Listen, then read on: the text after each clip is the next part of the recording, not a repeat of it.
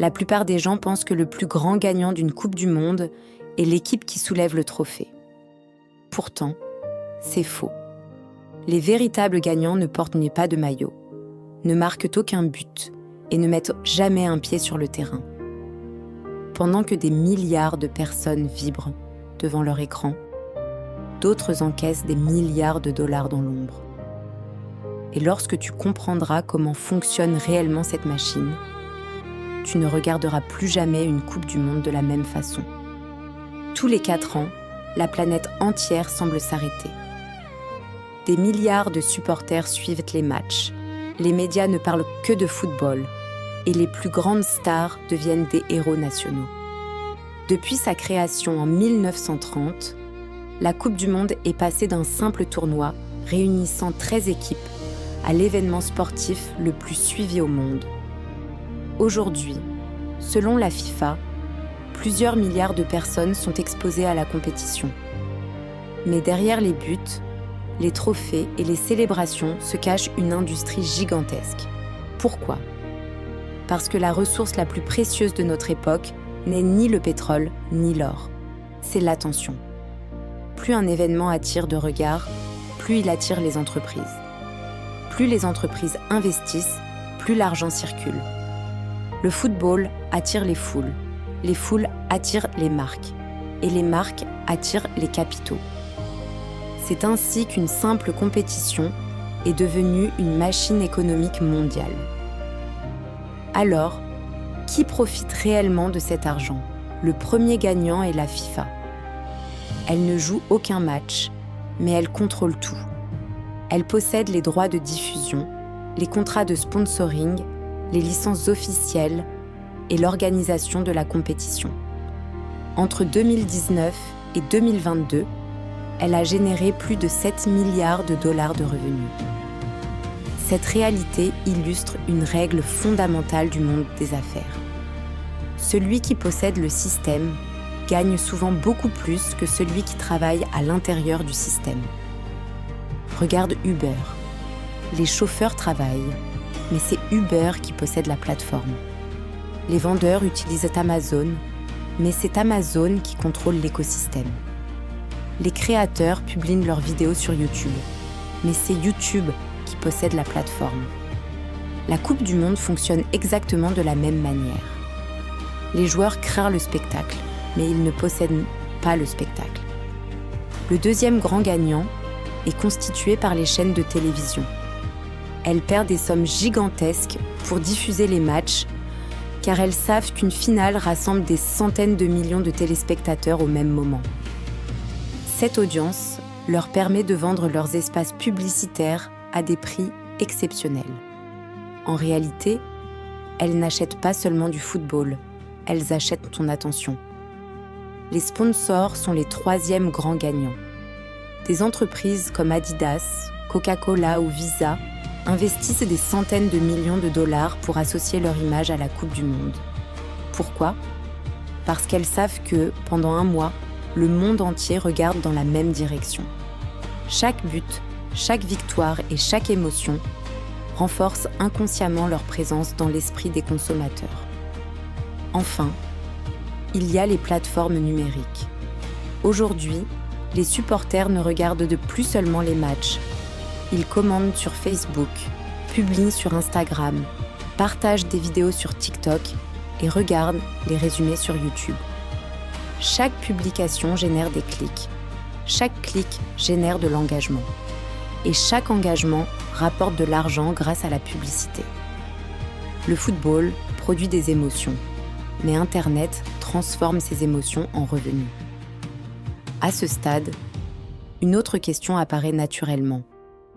Si la FIFA, les sponsors et les médias gagnent autant d'argent, pourquoi certains pays dépensent-ils des dizaines, voire des centaines de milliards de dollars pour accueillir la Coupe du Monde ? Le Qatar l'a parfaitement compris. Pour accueillir la Coupe du Monde 2022, le pays a investi plus de 200 milliards de dollars dans des stades ultra-modernes, des routes, des hôtels, des métros et des infrastructures capables d'impressionner le monde entier. Beaucoup se sont demandé comment une telle dépense pouvait être rentable. En réalité, le Qatar n'achetait pas simplement une compétition de football, il achetait l'attention de la planète. Pendant un mois, des milliards de personnes ont découvert Doha, ses infrastructures et son développement. Les médias internationaux ont parlé du pays quotidiennement, offrant une visibilité qu'aucune campagne publicitaire n'aurait pu égaler. La Coupe du Monde est ainsi devenue une immense vitrine destinée à transformer l'image du pays sur la scène internationale. C'est ce que les spécialistes appellent le soft power, influencer le monde non pas par la force, mais grâce à son image, sa culture et son prestige. Mais les bénéfices ne s'arrêtent pas là. Lorsqu'un pays organise une Coupe du Monde, des millions de supporters réservent des hôtels, prennent les transports, mangent dans les restaurants, visitent les villes et dépensent dans les commerces locaux. Derrière les matchs, c'est toute une économie qui se met à fonctionner à plein régime. Les hôtels affichent de complet, les cafés et les restaurants voient leur chiffre d'affaires exploser. Les taxis multiplient les courses et les agences de voyage enregistrent une hausse spectaculaire de leurs réservations. Les économistes parlent d'un effet multiplicateur. Chaque euro dépensé par un visiteur circule ensuite dans toute l'économie et profite à des milliers d'entreprises. Bien sûr, accueillir une Coupe du Monde reste un pari. Si les infrastructures continuent d'être utilisées après la compétition, elles deviennent un véritable moteur économique pendant des années. En revanche, lorsqu'elles sont abandonnées, elles se transforment en ce que l'on appelle des éléphants blancs, ces immenses stades qui coûtent des fortunes à entretenir sans réellement servir. C'est pourquoi un pays ne construit pas seulement pour un mois de compétition. Il doit penser à l'héritage qu'il laissera pendant les décennies suivantes. Et c'est précisément ici que se trouve la plus grande leçon de cette vidéo.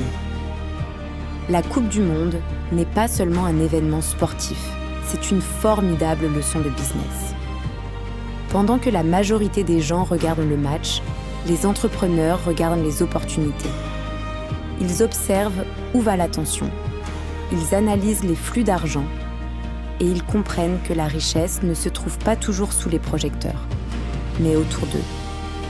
Pendant que les supporters célèbrent un but, les diffuseurs vendent des espaces publicitaires. Les sponsors renforcent leur image. Les plateformes numériques enregistrent des millions d'interactions. Et la FIFA encaisse les revenus liés aux droits commerciaux. Les émotions créent la valeur, mais ce sont les systèmes qui capturent cette valeur. Cette logique se retrouve partout. Les créateurs produisent du contenu, mais les plateformes gagnent de l'argent. Les vendeurs remplissent une marketplace, mais le propriétaire de cette marketplace touche une commission sur chaque vente. Les chauffeurs transportent les clients, mais c'est la plateforme qui prélève un pourcentage sur chaque trajet. Encore et encore, le même modèle se répète. Ceux qui construisent le système gagnent souvent davantage que ceux qui l'utilisent. La prochaine fois que tu regarderas une Coupe du Monde, ne te demande donc pas seulement qui va soulever le trophée. Demande-toi plutôt qui possède les droits, qui contrôle la plateforme et qui transforme l'attention de milliards de personnes en revenus. C'est là que se trouvent les véritables gagnants. Et cette leçon dépasse largement le football. Elle peut changer ta manière de voir les affaires, les réseaux sociaux et même ton propre avenir. Ne cherche pas seulement à être un excellent joueur. Cherche à comprendre les règles du jeu. Et un jour, construis le terrain sur lequel les autres viendront jouer. Car les champions gagnent des trophées. Mais ceux qui possèdent le système construisent des fortunes.